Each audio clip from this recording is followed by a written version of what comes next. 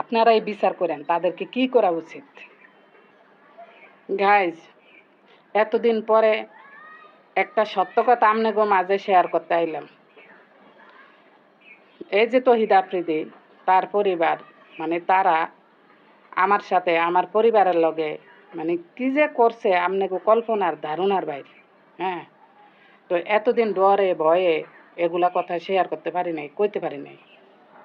আজ যা স্বাধীনতা পাইছি, এতদিন চিন্তা করছি যে যদি মুখ খুলি তাইলে কিছু একটা হইয়া যেতে পারে।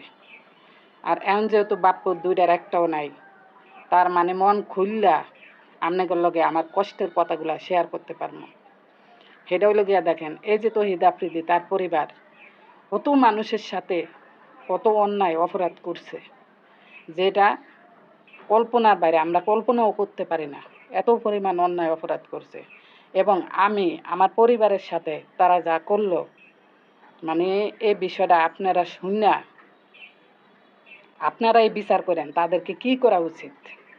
হ্যাঁ, মানে দুঃখের বিষয় কি জানেন, এই ছেলেটারে আমি ফেসবুকে ইউটিউবে দেখছি।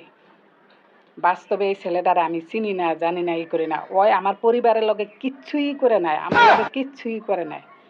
যার কারণে দেখেন আজ এই যে বাপ্পুর দুইটাই জেলে। মানে আমি কোনো কিছু তাদেরকে নিয়ে কইতে পারতাছি না। মানে বিষয়টা হইলো কি জানেন, মানে আমার কপালটা ব্যাগ দিক দিয়ে খারাপ, সব দিক দিয়ে খারাপ।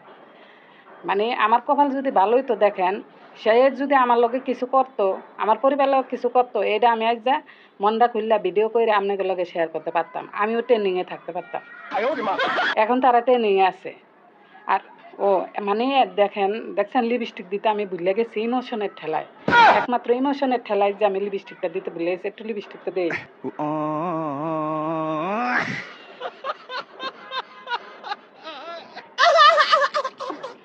এবার ঠিক আছে, আমি বেশি একটু ইমোশনাল হয়ে গেছি তো, মানে মাথা কাম করতেছে না, লিপস্টিক সব ভুলে গেছি।